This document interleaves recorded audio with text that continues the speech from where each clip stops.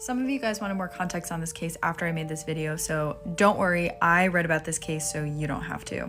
So this is Seth Welsh and Tatiana Fusari, and they're conservative Christian parents from Michigan who in 2018 let their 10-month-old daughter starve to death, and apparently didn't think there would be any consequences for that.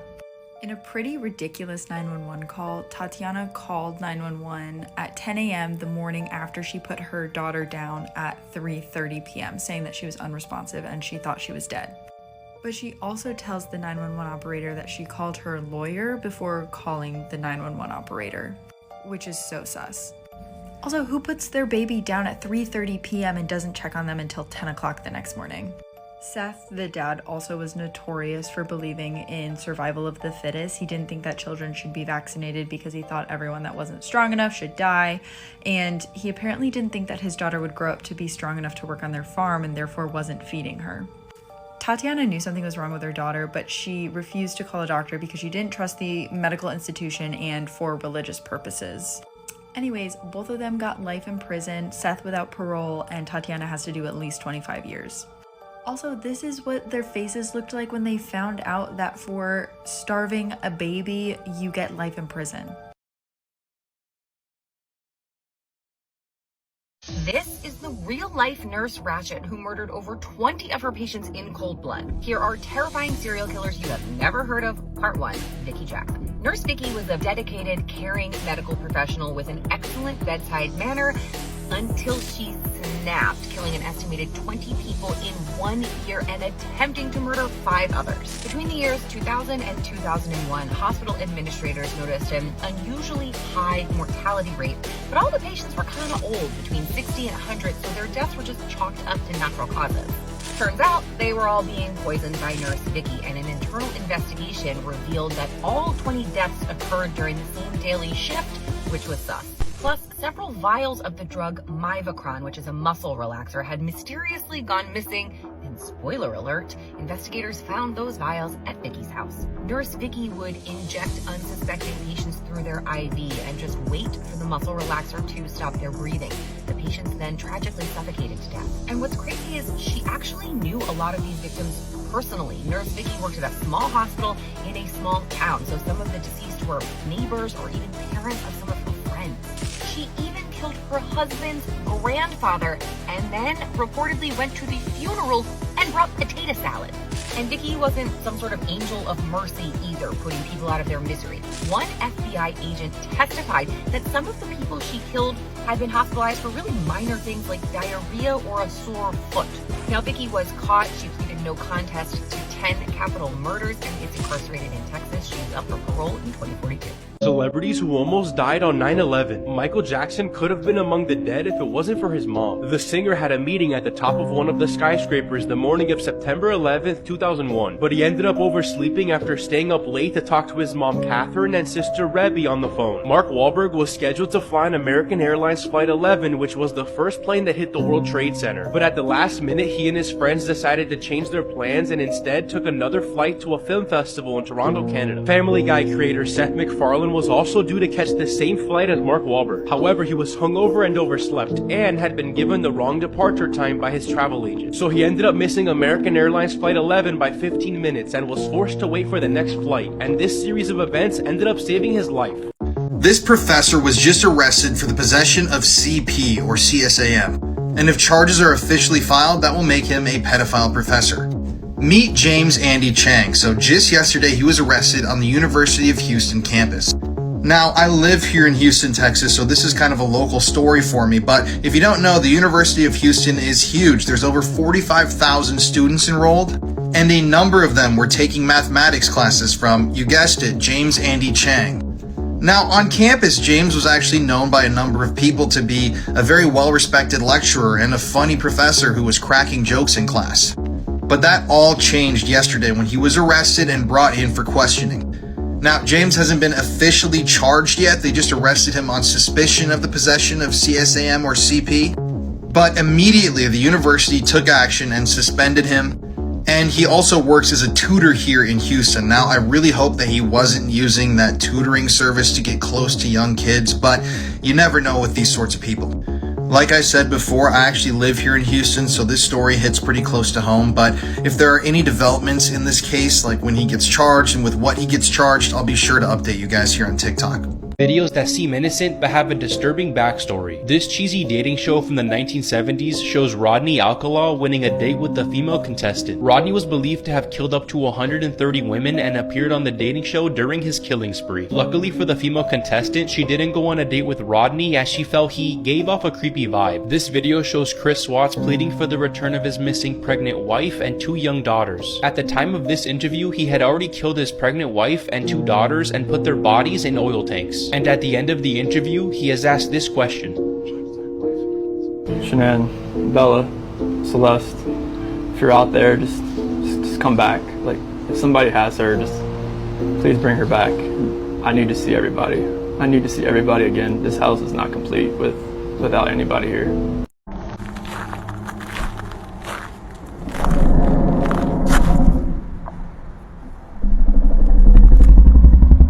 Times when psychics helped solve crimes. On May 15th, 1976, 14-year-old Susan Jacobson left her home to go to a job interview at an ice cream parlor, but she never came back. Susan's parents contacted the police, but the police said she probably just ran away with her boyfriend Dempsey Hawkins, and they refused to search for her. 2 weeks later, Susan's parents contacted a psychic, Dorothy Allison, to help with the case. Dorothy asked what the word Mar meant, claiming she saw it in red spray paint. She also envisioned an abandoned car, dual church steeples, the smell of oil, and claimed that Susan had been strangled to death by her boyfriend. Then 2 years later, 3 boys stumbled across Susan's body as they were hunting. At the site was the word Mar spray painted in red on a rock, dual church steeples, an abandoned car, and 2 oil drums which contained Susan's body. Plus, evidence at the scene showed that Susan had been strangled by her boyfriend Dempsey Hawkins, who was then sentenced to 22 years to life in prison. A YouTuber went partying for 6 days while leaving her 20-month-old daughter at home alone. Little Asaya Kuti was left to starve all by herself.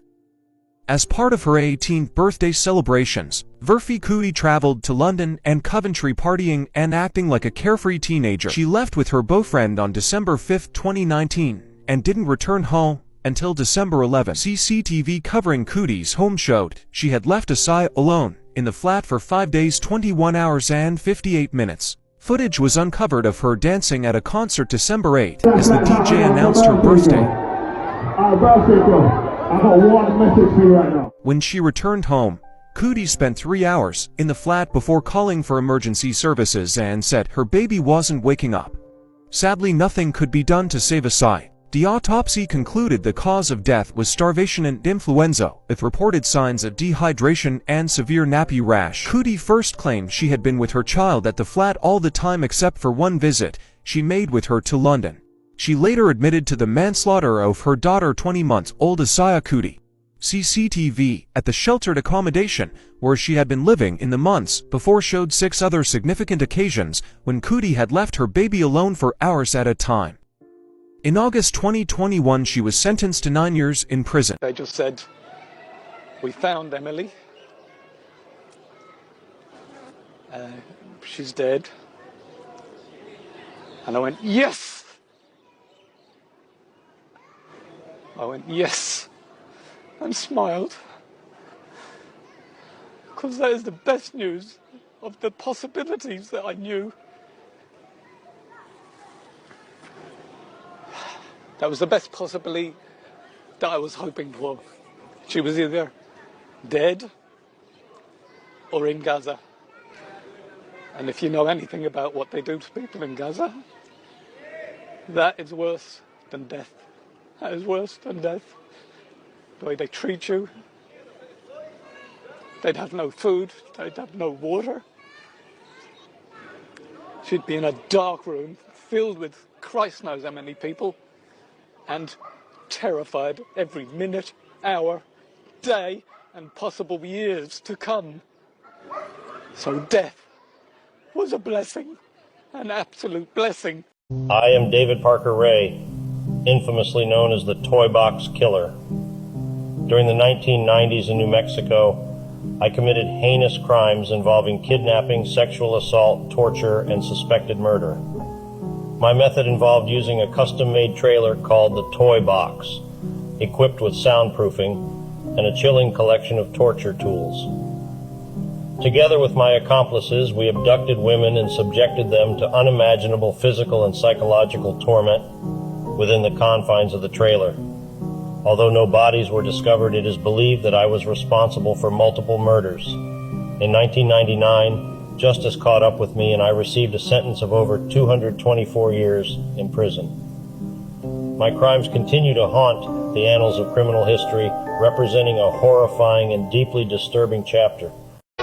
Mommy told me something a little girl should know. It's all about the devil. Do you see anything odd when you look at this image? This is the Lawson family, and they were all murdered by their father, Charlie Lawson. The only surviving member of the family was Arthur, the eldest of the siblings. It is said that Charlie took his family to town around Christmas to buy them new clothing for a family photo shoot, days prior to brutally murdering them and taking his own life. Theories ranged from mental illness, demonic possession, or an altered mental state due to a head injury. However, when an autopsy was conducted, there was no sign of any abnormalities. Believe it or not, this guy is known as the Demon Slayer. This man is Father Gabriel Amorth, and he was the chief exorcist at the Vatican and also the Pope's exorcist. So you know the amount of stuff he saw over the years was extremely messed up. Throughout his lifetime, he said that he's performed over 100,000 exorcisms. But he believes the amount of actual exorcisms that had a very demonic entity within someone is closer to 100. There was one particular story where he said a woman who was possessed by the devil regurgitated a radio right in front of him. He's also said to have seen people regurgitate things like pieces of glass, fingernails, and even keys. Another time there was a man that was said to have been possessed by Lucifer himself and was levitating 3 feet off the ground. Throughout the exorcism, he was also said to have had his back arched like this for 20 entire minutes. Father Amorth also says the best representation he's ever seen of a true exorcism is that of the movie The Exorcist. He claims that people do show a lot of the symptoms shown in the movie The Exorcist, like their voices deepening and them talking in different languages. There was one particular case in Rome where a woman's exorcism was able to be filmed. She had already gone throughout 8 exorcisms, and the one being filmed was her 9th one. She was said to have been extremely violent and aggressive, swearing and speaking in different languages. She would also start convulsing, her eyes would roll to the back of her head, and she would start foaming at the mouth. I just did a full YouTube video on Father Amorth and the many exorcisms that he encountered throughout his life. The link is in my bio.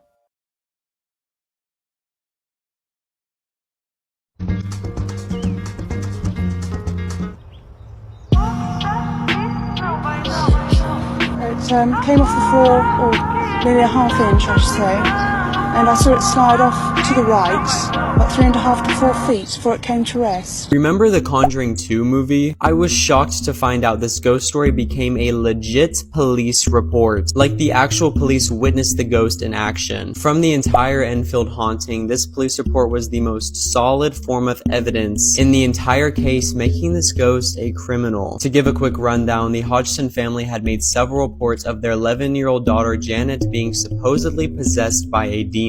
After a few nights of continuous torture, the family broke down and alerted authorities. After going to the home, police officer Carolyn Heaps signed a document stating that she witnessed an armchair levitate and move across the room on its own. After the report, there were more than 30 witnesses all describing the same phenomenon. Though this case is supposedly controversial, do you think it was real? Breaking news: grand jury documents now reveal that the 2 surviving roommates were texting each other during the entire crime. This newly released information comes from the father of Kaylee. He received this information from an individual who served on the grand jury. In the original documents for the crime, it stated that the 2 surviving roommates were sleeping. However, it has now been revealed not only were they not sleeping, but they were texting each other methodically from room to room during the crime. Kaylee's father found the person who could explain the reason for this, but he was stopped from contacting them by the FBI. The witness had originally reached out to authorities through a tip line and was promised protection of their identity for volunteering the information. Kaylee's father was then warned about the legal consequences regarding tampering with a government witness. I'll keep you guys updated. What do you think? Drop in the comments.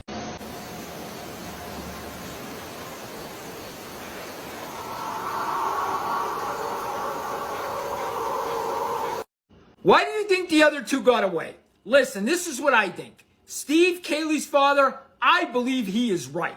Now, we're not going to truly know if he's right until trial comes up, but I believe he is right. That Kohlberger is going after one person, just one person. I believe Kohlberger surveillanced that home, figured a way that he was going to go in the house without being seen by others because he had to know other people were there. There was cars out in front of the place, so he had to know. But he probably surveillanced the house, figured he can get to her bedroom without being seen. When he gets to the bedroom, there's another person in the bedroom. Okay? And then I think the other two may have heard the noises, or he heard them, or somehow. And that's why what happened to them happened. Honestly, that's what I believe. Then I believe he just got out of there and just left. Because he wasn't expecting to do all of that, he was just after one person. So I think that's why he got out of there, if that makes sense. I believe Kaylee's father is on the right track. I really do. What do you guys think? Am I off? Am I wrong? What do you guys think? I truly believe he was just going after one person. I really do. Lucy Letby, on each of the 7 offences of murder and the 7 offences of attempted murder, I sentence you to imprisonment for life. Because the seriousness of your offences is exceptionally high, I direct that the early release provisions do not apply. The order of the court, therefore, is a whole life order on each and every offence, and you will spend the rest of your life in prison. Imagine getting married only to be pushed off a cliff 8 days later by your new wife. Jordan Graham met Cody Johnson eerily on Halloween 2011. The pair got engaged quite quickly in December 2012. Interestingly, they hired a professional songwriter for the wedding. Hearing the lyrics back now is incredibly disturbing. Everyone wants a safe place to fall, and you're mine. You helped me climb higher for a better view, and you're my safe place to fall. The pair married in June 2013. Guests noted that Jordan did seem a little off at the wedding. She seemed to be crying a bit too much when she was walking down the aisle. Close friends also claim that she sent them text messages the day after saying that she totally had a meltdown. 7 days later, Cody disappeared. His boss reported him missing when he didn't turn up for work. Police found it quite odd that his wife hadn't reported him missing. She explained that she just didn't know where he was, and the last she knew he'd gone out with friends. On July the 10th, she received an email about Cody. The email stated, "My name is Tony. There is no bother looking for Cody anymore. He is gone. I saw your post on Twitter and I thought I'd email you. He had come with some buddies and met up with me on Sunday night in Columbia Falls. He was saying he needed to be with his buddies for a bit and take them for a joyride. 3 of the guys came back saying that they had gone for a ride in the woods somewhere, and Cody got out of the car and went for a little hike, and they are positive he fell and he's dead, Jordan. I don't know who the guys were, but they took off, so call off the missing persons report. Cody is gone for sure. Tony." During the search the next day in a national park, Jordan seemed uninterested and very disengaged. Now, strangely, she stopped at a secluded bit of road and told police she just had a bad feeling about that area. Despite how dangerous the area was, she climbed over rocks and peered over the edge of the cliff. Miraculously, she'd found a body. Tragically, this was the body of Cody. Now, police were able to track that suspicious email from Tony to a computer at Jordan's parents' house. Finally, she admitted to pushing her husband off the cliff. She eventually accepted a plea deal for second-degree murder. She was given 30 years in prison. This cartel execution video that I'm about to explain might be the worst one out there. Before I begin, never go searching for this video. The video begins and you see the victim lying on the ground on his back with his hands tied and his shirt pulled over his head. He's surrounded by 3 to 4 cartel members, and one of the cartel members takes out a wooden stick or a plank and begins hitting the victim's feet with it.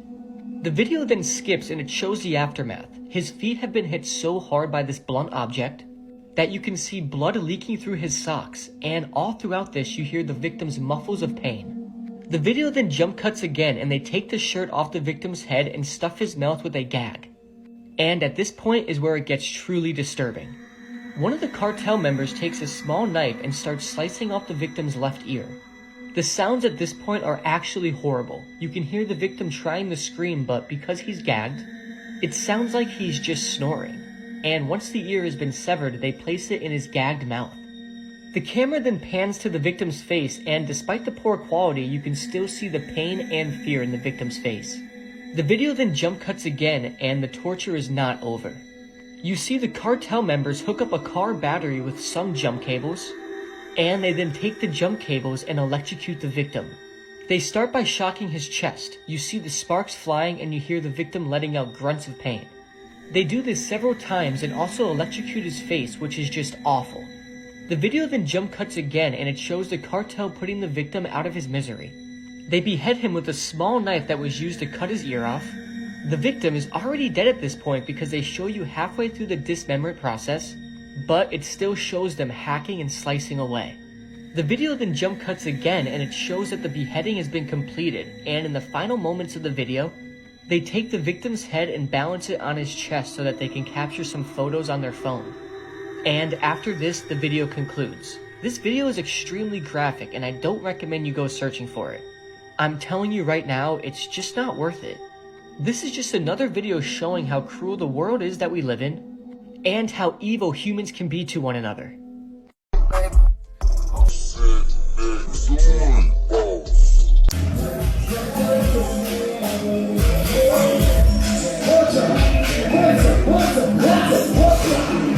This is the story of Nadramo Ajay, aged 24, a pretty young lady who was killed by her would-be boyfriend who she went on a date with. The beautiful cosmetologist was killed by someone she went on a romantic date with. He spiked her drink hoping it would make it easy for him to have intercourse with her afterwards, but unfortunately, her body could not handle the potent level, making her experience cardiac arrest that she wasn't able to recover from, thereby killing her.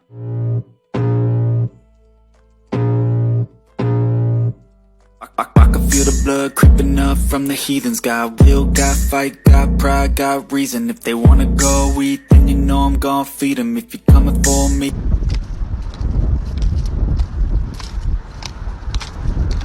This case will be taking us to Cincinnati, Ohio. Cincinnati is a city located in the southwestern part of the state of Ohio. Cincinnati is the largest metropolitan area in Ohio. It is a city of over 300,000 residents. Cincinnati is most known for its rich German heritage, unique chili, and as the origin of America's oldest baseball team. It's home to America's oldest baseball team, the Cincinnati Red Stockings, which was founded in 1869. Nadramo Ajay was born on March 28, 1995 and was affectionately known by her friends as Nini or Awofejua. She was a young lady of Ghanaian descent who lived in the States. She is the daughter of Pastor Glitter Soa Ajay. She and her parents were based in the city of Cincinnati, Ohio. Nini was a popular person on all social media platforms. She was into beauty as a whole but mostly spent her time as a hairstylist. She owned the salon called Ehoof Styles. She showcased some of her handwork on social media. Yes, so cute.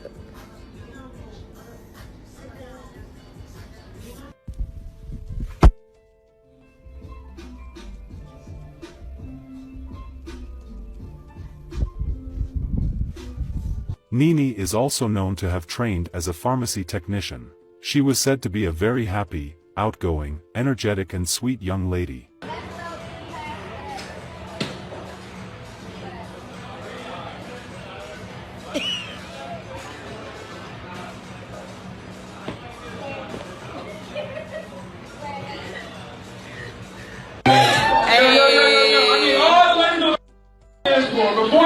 The body of Ashley Pond was found in a box in Ward Weaver's shed, and the body of Miranda Gaddis was found buried under a concrete slab in his yard. I told you that Ward Weaver came from a long line of monsters.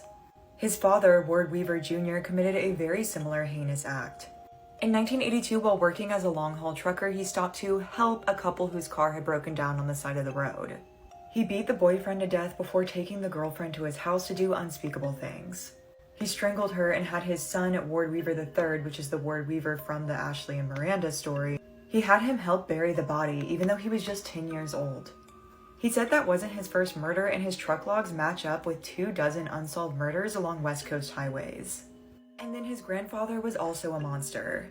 He regularly abused and essayed his wife, who was also weird. She made Ward Weaver Jr., the trucker's serial killer, sleep in the bed with her until he was 18, including on his wedding night. Talk about red flag. So he went on to be a possible trucker serial killer, and then her grandson went on to murder 2 preteen girls. And then Frances Weaver on the left shot and killed someone in a robbery gone wrong. So do you think the murder gene is genetic or trauma? Comment your thoughts below, but back to our main story. So while he was in jail for the act against his son's girlfriend and then the bodies were discovered, he was served with additional charges. There were a ton of charges, so I'm not going to go over all of them, but he did plead guilty. And the plea bargain allowed him to avoid the death penalty for what he did. Miranda's sister asked Ward Weaver in prison why he did it, and he said that he first murdered Ashley because he didn't want her to go to the police about what he'd done to her. And then one morning Miranda was walking to the bus stop and saw him doing some of the cleanup. He told her that Ashley was in the house, and when she went into the house, he also killed her. So he's currently serving 2 life sentences and his father is on death row. And the house in Oregon City ended up getting demolished.